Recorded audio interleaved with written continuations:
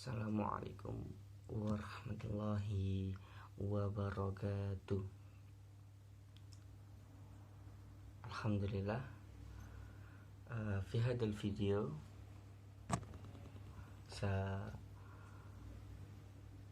نحن من فرقة السابعة، في الأول في هذا الفيديو الأول يعني سأشرح لكم عن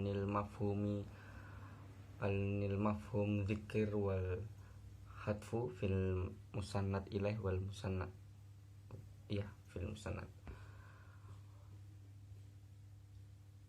Yang pertama yaitu kita akan pengertian dulu tentang apa sih musnad dan musnad ilaih ini. Kalimat bahasa Arab itu pada dasarnya terdiri dari dua pokok kalimat, yaitu musnad dan musnad ilaih, dan ini tuh tidak bisa dipisahkan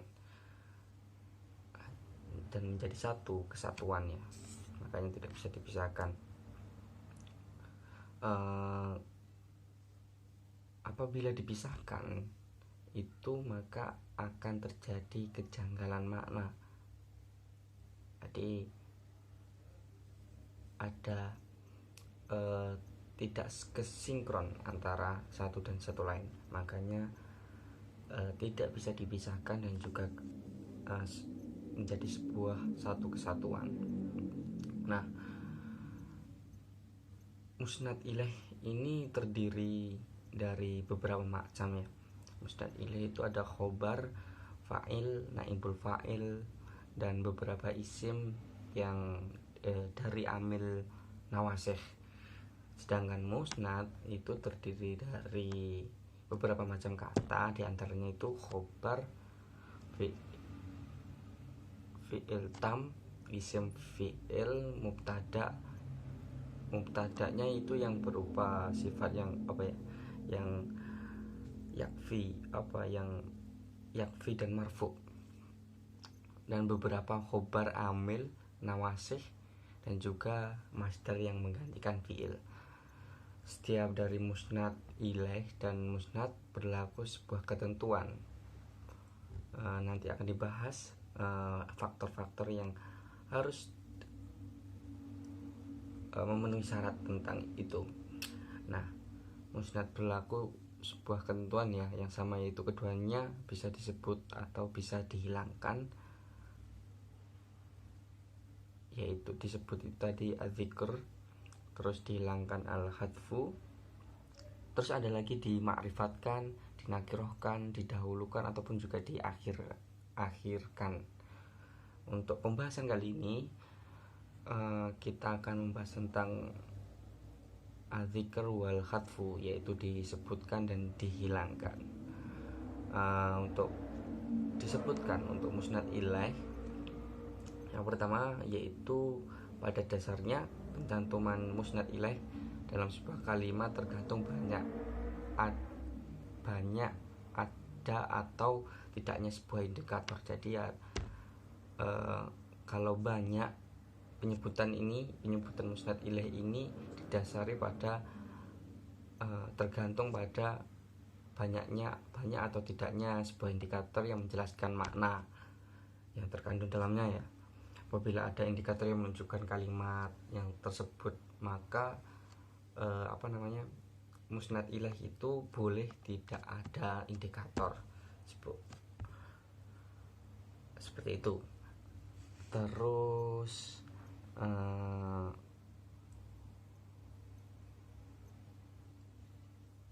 contohnya gini, menambahkan kemantapan gitu ya. Jadi menjadikan pengakuan bagi mukhotob dan penjelas pada pendengar, penjelasnya pemahaman lah. Seperti ini, ulaika ala mirrobihim wa ulaika humul muflihun, yang artinya itu ya mereka adalah orang-orang yang mendapat petunjuk dari Tuhan mereka, dan mereka adalah orang yang muflihun, yang berbahagia. Artinya gini, pada kalimat di atas itu isim isyarah disebut isim disebutkan isim isyarah yang kedua karena adanya tujuan tersebut dengan memberikan faedah tentang keistimewaan. Jadi keistimewaannya mendapatkan petunjuk dan berbahagia. Seandainya tidak disebutkan, maka menimbulkan persepsi bahwa keistimewaan mereka itu secara kompleks. Jadi keistimewaan itu kan yang di ayat tadi itu keistimewaan yang mereka dapatkan sebagai masing-masing dari keberuntungan di akhirat maupun mendapatkan petunjuk di dunia. Kalau seandainya tidak disebutkan, maka menimbulkan persepsi yang kompleks ya tadi untuk keistimewaannya. Terus lanjut di dibuangnya atau menghilangkan al-hadfu. Sebenarnya arti al-hadfu ini kan menghilangkan, yaitu menghilangkan salah satu beberapa unsur dari konstruksi kalimat. Dan yang kalimat yang itu yang lengkap, mulai dari menghilangkan huruf hijaiyah, terus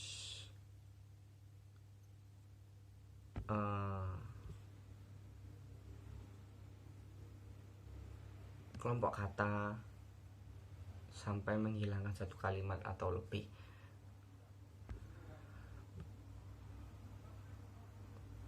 Terus bagian kalimat yang dihilangkan ini dapat diketahui dengan menggunakan penalaran atau dengan memperhatikan konteks kalimat atau konteks situasi. Jadi harus mempertimbangkan konteks. Bisa dihilangkan, kita bisa tahu kalimat mana yang dihilangkan dengan menggunakan penalaran atau dengan memperhatikan konteks kalimat ataupun situasi. Konteks situasi semisal seumpamanya keadaan kritis seperti keadaan bahaya ataupun mungkin keadaan mendesak yang tidak memungkinkan orang menggunakan kalimat secara lengkap atau mengucapkan kata-kata yang kurang penting, kondisi yang menakjubkan atau sebaliknya. Terus ataupun mengerikan gitu. Jadi tidak bisa seindah kalimat keindahan surga gitu. Jadi kalau keadaan bahaya pastinya kita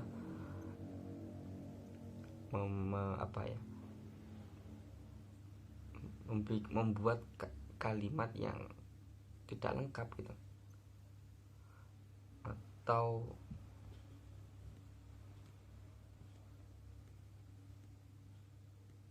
kalimat-kalimat yang kurang penting, pokoknya itu. Nah,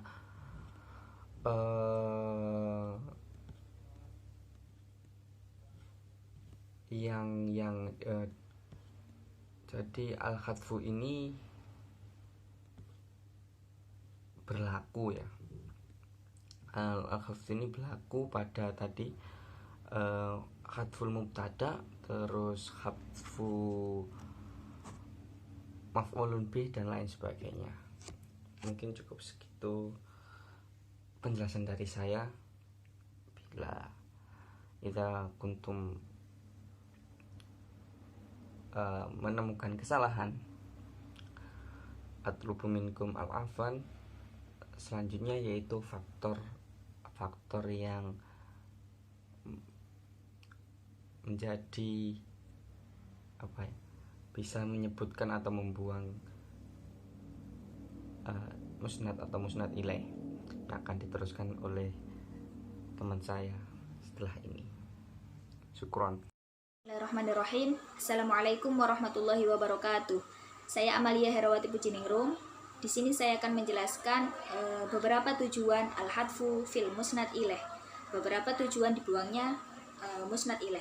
Tujuan yang pertama yakni terlihatnya dengan dalil korinah-korinah atasnya. Dengan contoh dalam surat Ad-Dariyat ayat 29 yang berbunyi waqalat ajuzun aqimun. Nah, dalam waqalat ajuzun aqimun ini sebenarnya ada kalimat yang telah dibuang. Takdirannya yaitu ana ajuzun. Nah, kalimat ana di sini itu telah dibuang dengan tujuan terlihatnya dengan dalil korinah-korinah. Tujuan selanjutnya memudahkan pengingkaran. Kemudian tujuan selanjutnya ada waspada dari kehilangan kesempatan atau tergesa-gesa. Contohnya suatu perkataan seorang pemburu ketika melihat hewan buruan. Nah, pemburu tersebut langsung berkata ghazalun. Ghazalun itu artinya rusa. Nah, seharusnya pemburu tersebut ini mengucapkan dalika ghazalun. Nah, karena terburu-buru dan takut kehilangan hewan buruan tersebut, maka seorang pemburu tersebut hanya mengucapkan kalimat ghazalun. Tujuan selanjutnya ada menguji kewaspadaan pendengar. Menguji kewaspadaan pendengar ini contohnya nuruhu mustafadun min nuri syamsi. Kemudian tujuan selanjutnya ada menjaga bait saja, menjaga bait qafiyah dan menjaga wazan. Nah, di sini menjaga bait saja, bait qafiyah dan bait wazan ini contohnya itu berupa bait-bait saja atau bait-bait wazan. Nah, hampir mirip lah. Nah, di sini itu terdapat kalimat yang dibuang dengan tujuan menjaga bait tersebut, menjaga bait wazan tersebut. Kemudian tujuan selanjutnya ada untuk meringkas atau karena sempitnya konteks kalimat. Nah, contohnya ada suatu percakapan Muhammad bertanya kepada Ahmad. Muhammad bertanya, "Kaifa anta?" Kemudian Ahmad menjawab, "Alilun." Nah, seharusnya Ahmad ini menjawab dengan kata ana alilun. Tetapi karena tujuan untuk meringkas, maka Ahmad di sini hanya mengucapkan alilun. Kemudian tujuan selanjutnya ada musnad ilaih berupa sesuatu tertentu dan diketahui. Contohnya pada surat Al-An'am ayat 73 yang berbunyi alimul ghaibi wasyahadah, yang artinya dia mengetahui yang gaib dan yang nampak. Nah, dia mengetahui ini kan tidak disebutkan di sini. Alimun itu tidak disebutkan fa'ilnya, tetapi bisa diketahui. Maksudnya dia mengetahui itu, dia itu siapa? Nah, yang mengetahui tersebut adalah Allah Subhanahu wa taala. Kemudian tujuan selanjutnya mengikuti penggunaan yang diinginkan atau meninggalkannya. Contohnya ni'mu za'imu sa'idun. Nah, di sini ada kalimat yang telah dibuang yaitu takdirannya huwa sa'idun. Kemudian tujuan selanjutnya terpilihnya lisan ketika menyebutnya. Contohnya pada ayat wa ma adraka ma hiya narun hamiyah. Nah, pada ayat narun hamiyah di sini sebelumnya itu terdapat kalimat yang telah dibuang juga yaitu takdirannya hiya narun hamiyah. Nah, hiya di sini itu sebagai musnad ilaih yang telah dibuang dengan tujuan terpilihnya lisan ketika menyebutnya.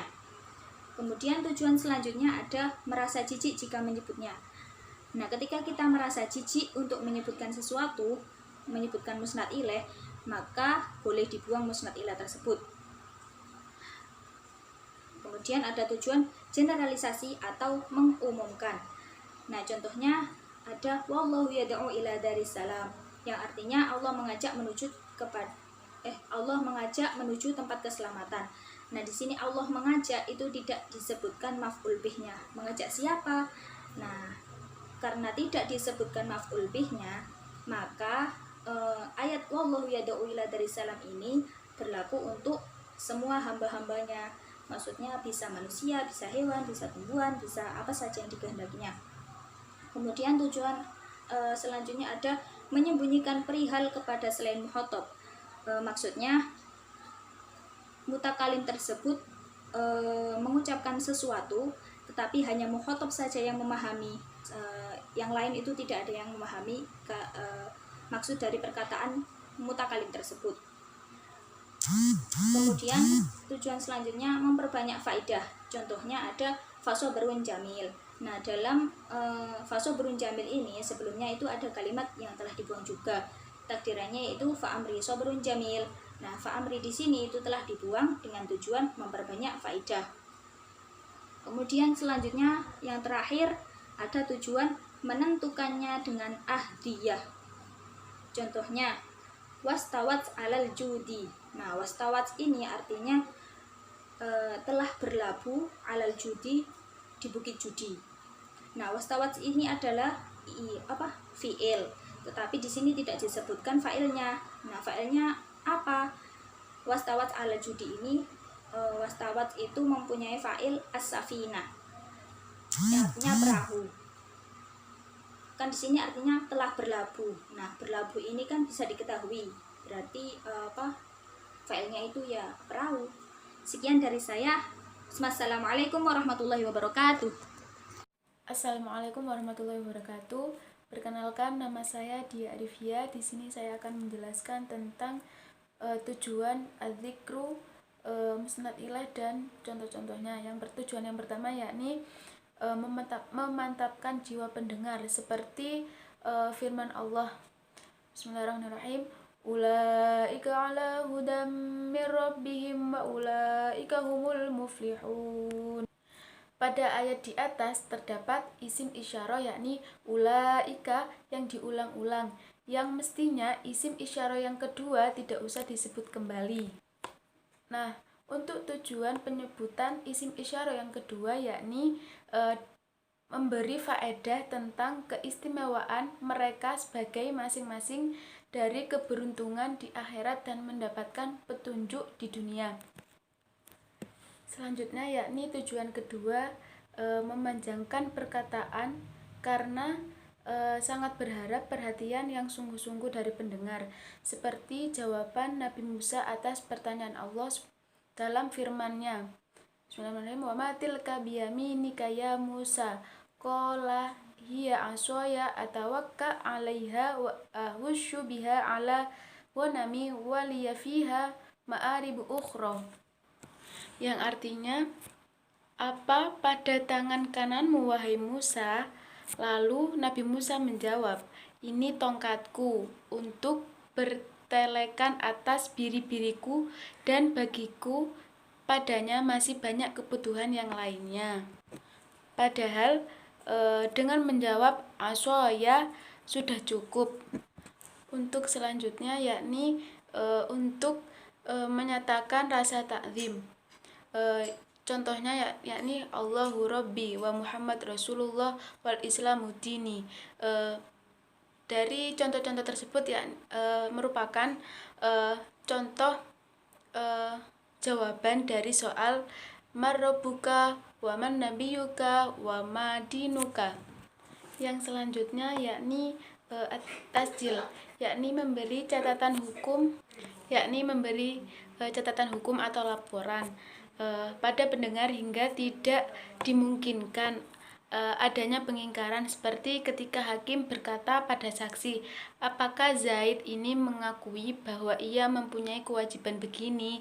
Lalu saksi menjawab, na'am Zaidun hadza akurra bi anna alaihi kadzan.